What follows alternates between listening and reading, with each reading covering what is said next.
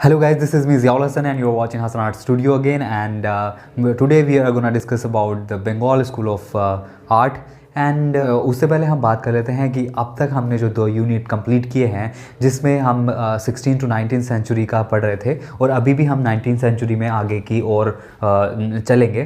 तो हमने अभी तक पढ़ा है 16 टू 19 सेंचुरी और इसमें जो हमारा फर्स्ट चैप्टर था फर्स्ट यूनिट का वो था the Rajasthani school of miniature painting, Rajasthani school. और स्कूल को हमने बताया था कि स्कूल को हम पढ़ेंगे यहाँ पर style, this is not a institution, this is the style. तो ये राजस्थानी स्टाइल में क्या था जो हमने पढ़ा, वो जो राजस्थानी एरिया है उस एरिया में कैसी कैसी पेंटिंग होती थी, कहाँ से पेंटिंग शुरू हुई कहाँ से ख़त्म हुई, वो आप हमारा फर्स्ट चैप्टर देख सकते हैं, उसका पूरा वीडियो देख सकते हैं। सेकंड वन हमारा था, इसके बाद हमने पढ़ा पहाड़ी स्कूल ऑफ मिनिएचर पेंटिंग, पहाड़ी school of miniature painting, this is also पहाड़ी स्टाइल। तो पहाड़ी जो हमारा राजस्थानी एरिया है वो आप मैप में भी देख सकते हैं, ये मैंने मैप बनाया है, थोड़ा look like Indian map but this is not a exact map because ये मेरे से बन नहीं पाया ठीक से। तो ये था हमारा पूरा राजस्थानी एरिया जिसमें हमारा गुजरात भी आ जाता है, गुजरात की भी पेंटिंग उसमें मिक्स थी, सभी एरिया उसमें इंक्लूड थे। और जो पहाड़ी एरिया हमारा है इधर उत्तराखंड से लेकर के जम्मू एंड कश्मीर तक जो हमारा पूरा पहाड़ी एरिया है उसकी हमने बात की थी पहाड़ी एरिया में। एंड फिर हमने बात की थी मुग़ल स्कूल की। तो मुग़ल स्कूल का जो मुग़ल का जो राज था वो पूरे इंडिया पे था लगभग, बॉटम एरिया को छोड़ के। तो ये पूरा एक बार को मुग़ल एरिया में भी आता है, ये पूरा यहाँ पर मुग़ल आर्ट की भी हमने बात की थी जो पूरा ये इसमें मुग़ल में आता है, मुग़ल स्कूल। तो यहाँ पर पहाड़ी के बाद हमने बात की Mughal school of miniature painting, Mughal school की बात की। फिर उसके बाद हमने बात की डेक्कन स्कूल,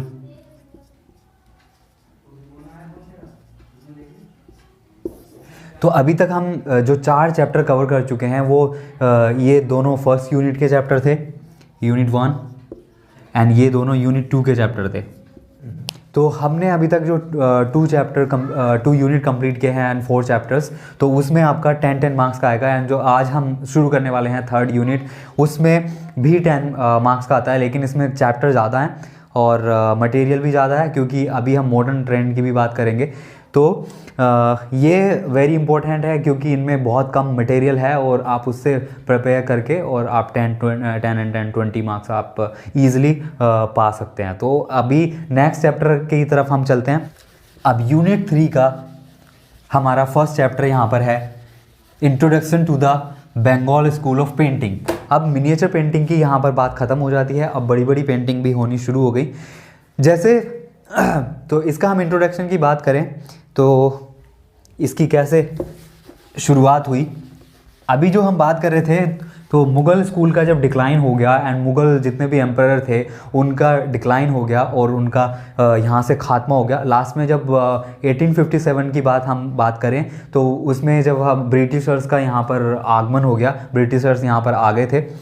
तो यहाँ पर वो होता है 1857 के बाद यहाँ पर यूरोपियन ने आके पूरा कब्ज़ा कर लिया था और उसके बाद उन्होंने यहाँ पर अपना रूल चलाया और जो इंडियन आर्ट थी, जो भी इंडियन आर्ट थी यहाँ की, तो उसको उन्होंने बहुत ज़्यादा उसकी बेकदरी की यहाँ पर। और इंडियन आर्ट को एक बिल्कुल बेकार आर्ट कहा, आप ये समझ लीजिए।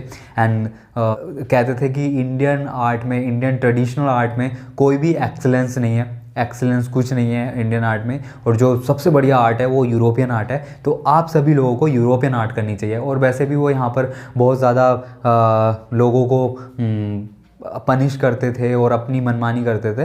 तो और वैसे भी वो लूट पाट करने आए थे यहाँ पर, तो उन्होंने यहाँ की इंडियन आर्ट को भी हार्म पहुँचाया, काफ़ी हार्म पहुँचाया। उन्होंने जो अपने साथ आर्टिस्ट लेकर के आए और यहाँ पर फिर उन्होंने 1850 के बाद यहाँ पर कुछ आर्ट स्कूल भी डेवलप किए, मुंबई में आर्ट स्कूल, कोलकाता में, एंड ऐसे ही कई सारे आर्ट स्कूल उन्होंने ओपन किए जिसमें कि European art style Indian artist को पढ़ाया जाता जाता था। उन्होंने उनको लगा कि यहाँ की आर्ट बिल्कुल बेकार है और यहाँ के जो आर्टिस्ट हैं उनको हमारी आर्ट सिखाई जाए। तो उन्होंने अपनी आर्ट सिखानी शुरू की और जो इंडियन आर्टिस्ट थे, जो इंडियन यंग पीपल थे, तो उन्होंने उस टाइम पे क्या करा, उन्होंने उनका ट्रेडिशन अपनाना शुरू कर दिया और वो उनके ट्रेडिशन को, उनके ट्रेंड को ज़्यादा रिच समझते थे और अपने ट्रेंड को वो बेकार समझते थे, जैसा कि उनके ऊपर थोपा गया था, जैसा उनकी माइंड में ऐसी बातें बैठाई गई थी कि इंडियन आर्ट में कुछ नहीं है, इंडियन ट्रेडिशन आर्ट बेकार है।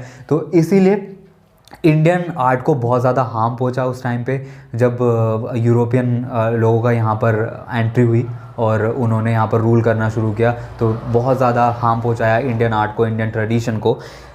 एंड उसके साथ साथ जितने भी छोटे छोटे रूलर थे उन्होंने भी यूरोपियन लाइफ स्टाइल चूज़ कर लिया और काफ़ी हर क्षेत्र में इंडिया की क्षति हुई, इंडिया को हार्म पहुंचा, इंडिया की ट्रेडिशन एंड एवरीथिंग जो भी था इंडिया के पास, सब में उन्होंने हार्म पहुंचाया और यहाँ से लूटपाट की। वो तो आप हिस्ट्री में पढ़ ही चुके होंगे क्या क्या उन्होंने लूटा यहाँ से।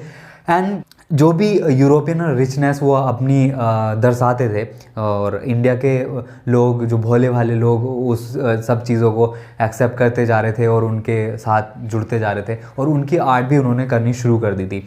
और इंडियन आर्टिस्ट ने यूरोपियन आर्टिस्ट के साथ मिलकर के, जैसे इंडियाज़ गॉडेस एंड गॉड्स हैं, तो उनकी जो पेंटिंग्स हैं वो पेंटिंग्स भी उन्होंने ऐसी बनाई जैसे कि लॉर्ड शिवा को उन्होंने European life style and European clothes पहने हुए पेंट किया। एंड कृष्णा जी को उन्होंने जो 4 पहिया गाड़ी होती थी, मोटर कार होती थी उस टाइम पे, तो वो चलाते हुए पेंट किया। और उनकी पेंटिंग में आप जितनी भी देखेंगे तो जो इंडियन पीपल्स हैं उनको काफ़ी नीचा दिखाया गया है पेंटिंग्स में।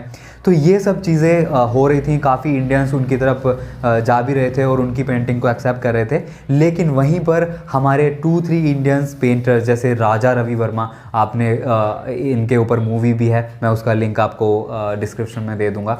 वो पूरी मूवी राजा रवि वर्मा के ऊपर बनी हुई है, क्योंकि सबसे पहले जो इससे जब अब हमने बात की पीछे 2 यूनिट में, इससे पहले हर जगह water colour and tempera technique का यूज़ हो रहा था, लेकिन बंगाल स्कूल ही ऐसा स्कूल है। यहाँ से आगे जो पेंटिंग होनी शुरू हुई है उसमें हम देखेंगे कि ऑयल पेंट की भी एंट्री हुई है, यहाँ पर ऑयल पेंटिंग करना भी शुरू किया है। तो इंडिया के जो ऑयल पेंटिंग के सबसे बड़े आर्टिस्ट माने जाते हैं स्टार्टिंग में, जो जिन्होंने स्टार्ट किया और जो यूरोपियन स्टाइल में ही पेंटिंग बनाते थे, लेकिन उनका जो सब्जेक्ट मैटर होता था वो इंडियन होता था और उनका स्टाइल जो था वो यूरोपियन था। वो पेंटिंग, ऑयल पेंटिंग करते थे, लेकिन उनको भी ये चीज़ें सही नहीं लगी, क्योंकि इंडियन आर्ट को उन्होंने बहुत ज़्यादा नीचा दिखाया और इंडियन लोगों को बहुत ज़्यादा नीचा दिखाया। तो अवनींद्र नाथ टैगोर एंड राजा रवि वर्मा ने मिलके कुछ ऐसा Indian people and Indian artist के फीलिंग को जगाया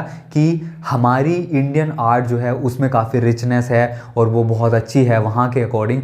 तो एक बात और क्या बहुत बढ़िया हुई इंडियन आर्ट के साथ कि सारे यूरोपियन भी एक जैसे नहीं थे कि वो इंडियन पे थोप रहे थे वहाँ का लाइफ स्टाइल एंड वहाँ का आर्ट स्टाइल।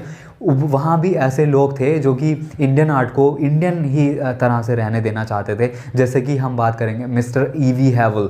मिस्टर ईवी हैवल सबसे पहले मद्रास कला स्कूल के जो है वो प्रोफेसर थे और प्रिंसिपल थे, एंड उसके बाद उनका कोलकाता में ट्रांसफ़र कर दिया गया। जब उनका कोलकाता में ट्रांसफ़र हो गया तो उनकी बात हुई अवनींद्र नाथ टैगोर एंड रविंद्रनाथ टैगोर से। तो उनके साथ मिल करके उन्होंने इंडियन आर्ट को दिखाना शुरू किया। और जो आर्ट गैलरी थी कोलकाता स्कूल में, कोलकाता आर्ट स्कूल में, उस आर्ट गैलरी में जो यूरोपियन पेंटिंग्स लगी हुई थी, वहाँ के स्टाइल में पेंटिंग लगी हुई थी, उन सबको वहाँ से हटा दिया। एंड जो हमारी इंडियन स्टाइल था, इंडियन स्टाइल की रिचनेस थी, जैसे कि इंडियन स्टाइल में आता है हमारा राजस्थानी स्कूल, पहाड़ी school, Mughal school, Deccan school and Ajanta Ellora caves हैं, उसमें जो दीवारों पे पेंटिंग हुई है, तो उन सब को उन्होंने पेंट किया और उन सब पेंटिंग को दोबारा पेंट करवाना शुरू किया। तो अवनींद्र नाथ टैगोर ने भी काफ़ी सारी पेंटिंग वहाँ की रीपेंट की और जो इंडियन आर्ट थी, जो अजंता की आर्ट थी, वो फिर लंदन में और कई जगह पर प्रदर्शनियाँ लगी। फिर सारे पूरे वर्ल्ड की जो अटेंशन थी वो इंडियन आर्ट की तरफ हुई। तो उसके बाद हमारी इंडियन आर्ट डेवलप होनी शुरू हुई। This is the introduction of the Bengal school. And तो इसके बाद शुरू होता है origin and development of the Bengal school of painting. तो इसका ओरिजिन एंड डेवलपमेंट कैसे हुआ? जो मिस्टर ईवी हेवल जब कोलकाता स्कूल ऑफ आर्ट के प्रिंसिपल बने, तो उन्होंने इंडियन आर्टिस्ट, जैसे अभी हमने बात की राजा रवि वर्मा एंड अवनींद्रनाथ टैगोर, उनके साथ मिल करके यहाँ की पेंटिंग को उन्होंने पेंट करवाना शुरू किया, रीपेंट करवाना शुरू किया और उस स्टाइल में पेंटिंग करनी शुरू की जो यहाँ पर इंडिया में होती थी, और यूरोपियन स्टाइल में पेंटिंग नहीं करवाई।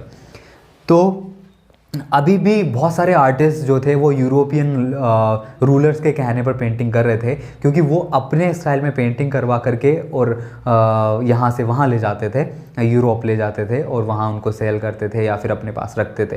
एंड उनके साथ जैसे हमने बात की थी कि मुग़ल स्कूल में भी दो पेंटर आए थे, मीर सैयद अली एंड ख्वाजा अबू समद अपने साथ लेकर के आए थे पेंटर्स को, हुमायूं।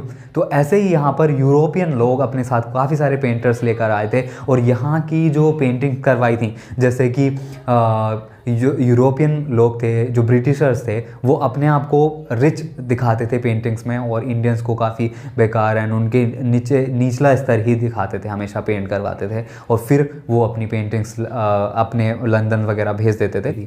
उसके बाद जब Abanindranath Tagore and mister EB Havell ने जो शुरुआत की कि इंडियन जो लोग हैं वो इंडियन पेंटिंग ही करेंगे, यहाँ के स्टाइल में पेंटिंग करेंगे, तो यहाँ से वो स्टार्ट होता है बंगाल स्कूल से। जो शांति निकेतन की बात करते हैं, शांति निकेतन जो कला विद्यालय है, तो उसमें ही सबसे पहले इसकी शुरुआत हुई और मिस्टर ईवी हेवल ने इसको शुरू किया। Government school Kolkata of art के जो प्रिंसिपल थे मिस्टर ईवी हेवल, वो अवनींद्रनाथ टैगोर से बहुत ज़्यादा प्रभावित हुए। उनके जो पेंटिंग स्टाइल था, जो उन्होंने पेंटिंग की थी, भारत माता पेंटिंग की थी, जिससे कि सारे जो हमारे उस टाइम पे साथ ही साथ एक इंडियन फ्रीडम नेशनल मूवमेंट जो चल रहा था वो भी साथ साथ चल रहा था। तो इनकी जो पेंटिंग्स वगैरह थी, जैसे भारत माता पेंटिंग थी, तो वो सारे इंडियंस को एक बैनर तले लाने का काम कर रही थी, मतलब एकजुट होने का काम कर रही थी उनके लिए। तो ऐसी पेंटिंग, और उसमें उस पेंटिंग में, और जो पेंटिंग कर रहे थे उस टाइम पे अवनींद्रनाथ टैगोर, उसमें वो वॉश टेक्निक यूज़ करते थे, वाटर कलर, एंड उसकी ब्लेंडिंग बहुत ज़्यादा बढ़िया होती थी। तो उससे प्रभावित होकर के, उससे इम्प्रेस होके मिस्टर ईवी हेवल ने उनको वाइस प्रिंसिपल बना दिया था कोलकाता ऑफ आर्ट का। तो कोलकाता ऑफ आर्ट के वाइस प्रिंसिपल बनने के बाद इन्होंने जो डीपली स्टडी की अजंता एंड एलोरा की गुफाओं की, उनकी पेंटिंग्स की, एंड मुग़ल स्कूल की, एंड राजपूत पेंटिंग की। राजपूत पेंटिंग मतलब राजस्थानी पेंटिंग। तो उन चीज़ों की सबकी डीपली पेंटिंग की डीपली स्टडी करने के बाद जो ये पेंटिंग की इन्होंने, बहुत बढ़िया पेंटिंग इनकी थी। और उसके बाद इनके बहुत सारे जो शिष्य थे, जो कह सकते हैं डिसिपल्स थे, तो उनमें से कुछ यहाँ पर मैं आपको लिख देता हूँ, जिसमें से थे नंदलाल बोस, असित कुमार हल्द्वार, मुकुल डे, शरद चरण उकील, देवी प्रसाद रॉय चौधरी एंड सत्येंद्र नाथ मजूमदार, एंड ऐसे ही बहुत सारे इनके जो डिसिपल्स थे। इन्होंने फिर इसके बाद जब इंडिया में हर जगह पर एक आर्ट स्कूल खोला जा रहा था, जैसे फिर लखनऊ में आर्ट स्कूल खोला गया, एंड जितने भी सेंटर्स हैं आर्ट के, तो सभी आर्ट स्कूल में जो इनके शिष्य थे उनको आर्ट प्रिंसिपल बनाया गया, उनको हर आर्ट कॉलेज का। तो उसके बाद जो बंगाल स्कूल की टेक्निक थी वही सारे स्कूल में, और वो पूरे इंडिया में फैल गई। अगर हम शॉर्ट में बात करें ओरिजिनल डेवलपमेंट की, तो हम कह सकते हैं कि मिस्टर ईवी हेवल और अवनींद्रनाथ टैगोर ने ओरिजिनल डेवलपमेंट की अगर हम बात करें, तो मिस्टर ईवी हेवल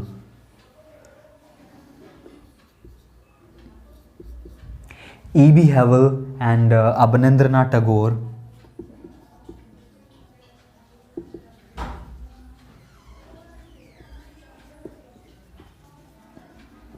अवनींद्रनाथ टैगोर, गगनेंद्रनाथ टैगोर, रविंद्रनाथ टैगोर, इन सब ने मिलकर के ये इंडियन पेंटिंग्स को स्टार्ट किया बनाना, जो रीबर्थ हुआ फिर इंडियन पेंटिंग का। क्योंकि बीच में जब हम बात करते हैं 1857 की, जब कंपनी स्टाइल आया इंडियन आर्ट में, जब यूरोपियन स्टाइल आया इंडियन आर्ट में, तो इंडियन आर्ट कहीं ना कहीं गायब हो गई थी। लेकिन उसके बाद mister E.B. Havell, Abanindranath Tagore, Gaganendranath Tagore, Rabindranath Tagore, Raja Ravi Varma, इन सब ने मिलकर के एक रीबर्थ किया इंडियन पेंटिंग का, इंडियन स्टाइल का, इंडियन ट्रेडिशन का। तो उसके बाद यहाँ पर फिर अवनींद्रनाथ टैगोर को बनाया गया